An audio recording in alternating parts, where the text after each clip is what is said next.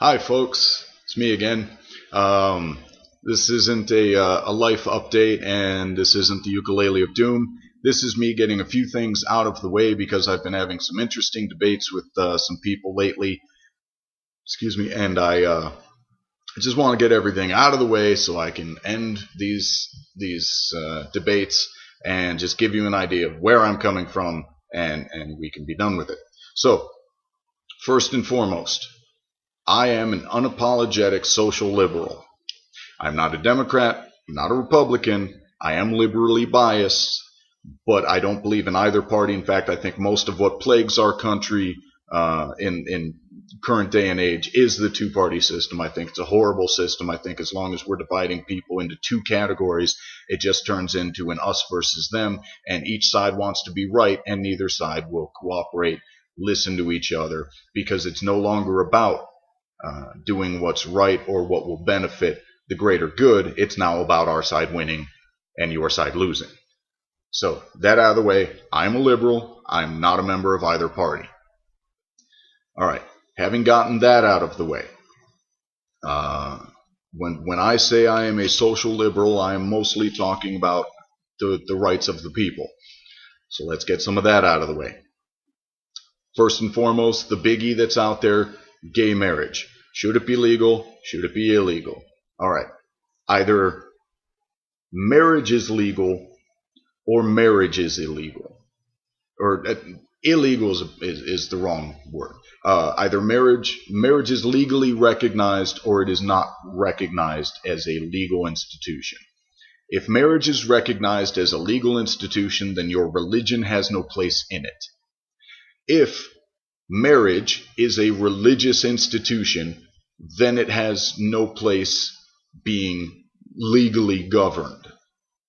So, what I mean by that is either any two consenting adults can get married as long as they are of sound mind and not, we're dealing with fully functioning adults. Two adults can get married, whether male male, male female, female female, they can get married. Either that is true, or if it's strictly a religious institution, it is only recognized by your church, and your church dictates that only a man and a woman can get married, then that's fine. Your marriage can be recognized by your church. However, in the eyes of the government, you have a civil union. Civil union across the board can be two consenting adults, male male, male female, female female, and that's it. That way, it's not interfering with your religious beliefs. Those are the two options. Either everyone gets it or no one gets it. That's it. That is the only possible way to be fair to everyone. And if you're the type who's going to try and argue, well, if we let gays marry, then next thing pedophiles and people want to marry their dogs. All right. That is the stupidest shit you can possibly say. And you're no longer trying to argue rationally. Now you're leaping to weird conclusions because, the same kind of things were said when it was allowed that, different races and nationalities could marry. Oh, well, if we do this, we open the doors to, bestiality. No, we don't. Well, if we let women vote, we open the doors for pets to vote. No, we don't. That same argument has been tried time and time and time again, and it just proves how backwards and foolish you really are. All right. Now, religion had its place in that. On to something else. Someone recently tried to tell me that we need to put God back in schools. No, we don't. We also do not need to put God back in politics. We do not. We do not need to do these things. Our nation was not founded with any one particular religion in mind. It's in black and white, in the ink put down on paper by our founding fathers themselves. We do not have a nationally recognized religion. No matter how many times you try to say it, they were not Christians. They did not want this to be a Christian nation. They have no problem with you being Christian. But yours is not the only religion in this country. The same goes for Muslims, Catholics, Jews, Buddhists, Hindus. Whatever you believe in is fine. It is not nationally recognized as the sole religion, nor will it ever be, nor should it ever be. And when it comes to school and church are two different things, because school is about knowledge and church is about faith. Faith is a belief in something that you can't see and you can't prove, but you believe it's there. School is about knowledge. Knowledge is based in fact. Fact is something you can prove. So those two cannot be the same institution. They are separate. And that's fine. No one is trying to take your church away. But leave school out of it. All right. Now that that's out of the way, on to another thing that tends to get wrapped up in with religion. Pro-choice is not pro-abortion. No one is running around saying, everyone has to get abortions. Abortions are great. That is not the argument. The argument is whether or not your moral, religious value can dictate what someone else does to their body.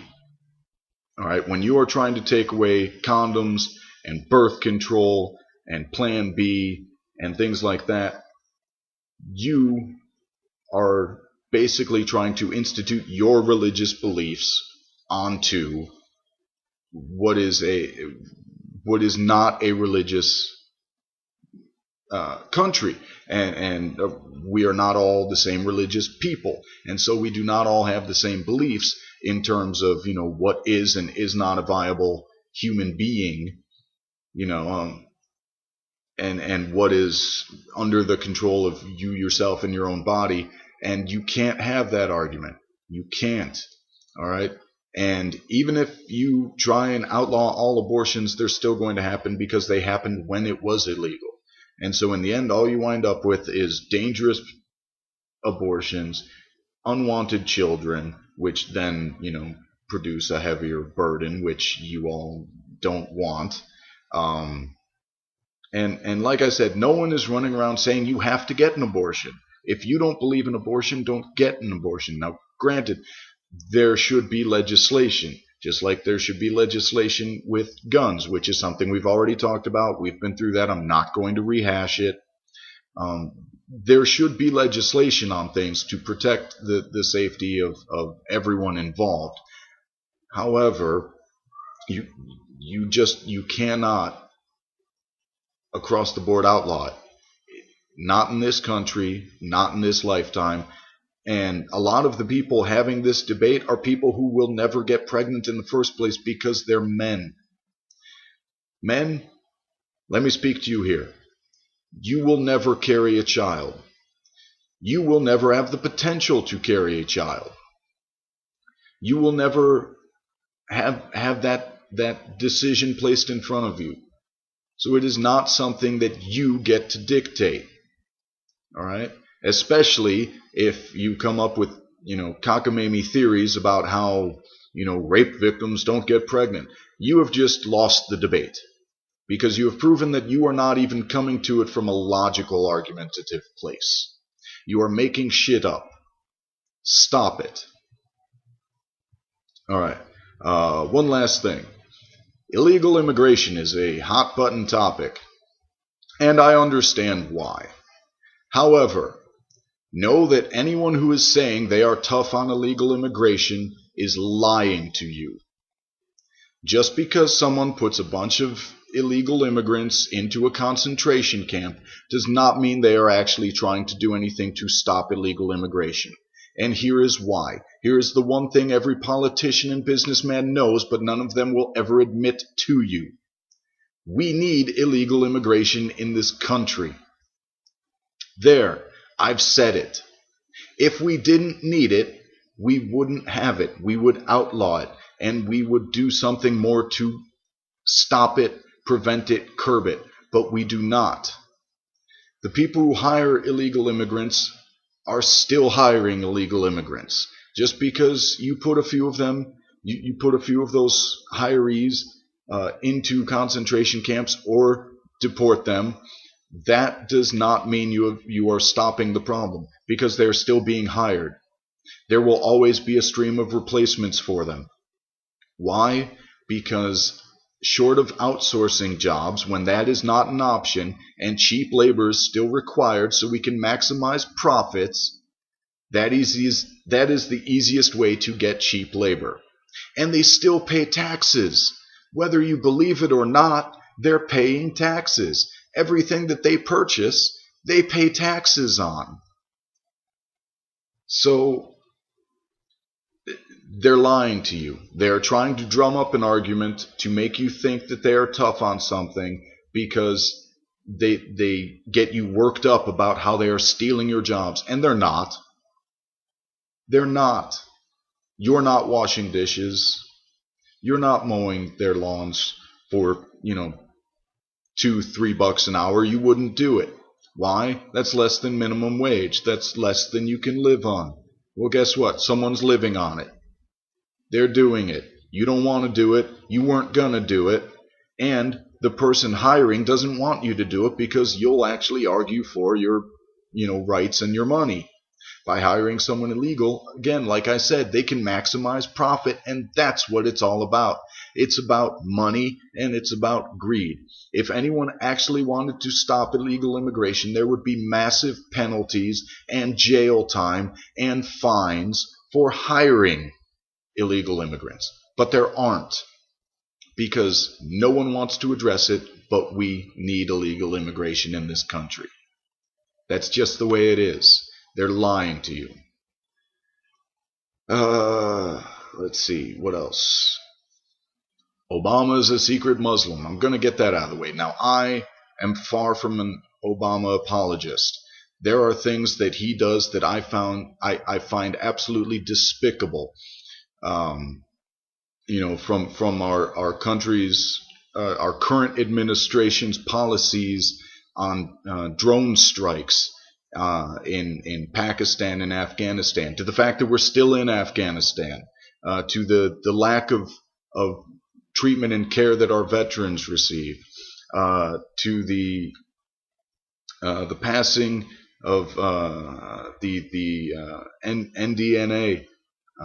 I believe those are the proper initials.